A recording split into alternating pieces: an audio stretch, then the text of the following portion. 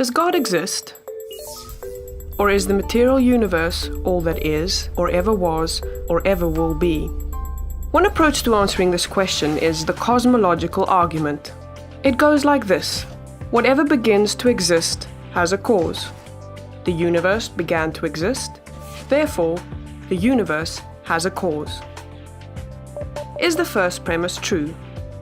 Let's consider. Believing that something can pop into existence without a cause is more of a stretch than believing in magic. At least with magic, you've got a hat and a magician.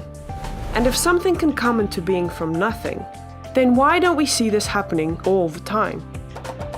No, everyday experience and scientific evidence confirm our first premise. If something begins to exist, it must have a cause. But what about our second premise? Did the universe begin, or has it always existed? Atheists have typically said that the universe has been here forever. The universe is just there, and that's all. First, let's consider the second law of thermodynamics. It tells us the universe is slowly running out of usable energy, and that's the point. If the universe had been here forever, it would have run out of usable energy by now.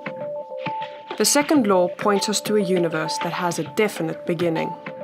This is further confirmed by a series of remarkable scientific discoveries.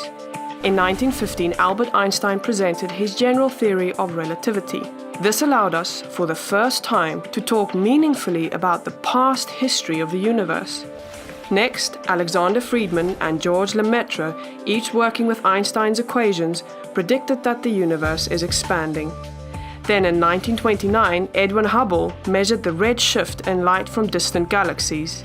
This empirical evidence confirmed not only that the universe is expanding, but that it sprang into being from a single point in the finite past. It was a monumental discovery, almost beyond comprehension.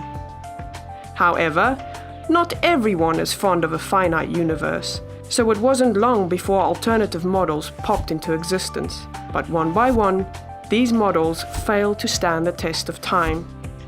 More recently, 3 leading cosmologists, Arvin Bord, Alan Guth, and Alexander Vilenkin, proved that any universe which has on average been expanding throughout its history cannot be eternal in the past, but must have an absolute beginning.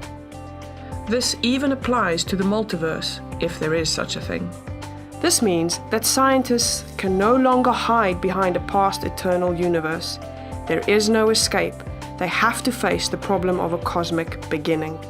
Any adequate model must have a beginning, just like the standard model. It's quite plausible then that both premises of the argument are true. This means that the conclusion is also true. The universe has a cause. And since the universe can't cause itself, its cause must be beyond the space-time universe. It must be spaceless, timeless, immaterial, uncaused, and unimaginably powerful, much like God. The cosmological argument shows that, in fact, it is quite reasonable to believe that God does exist.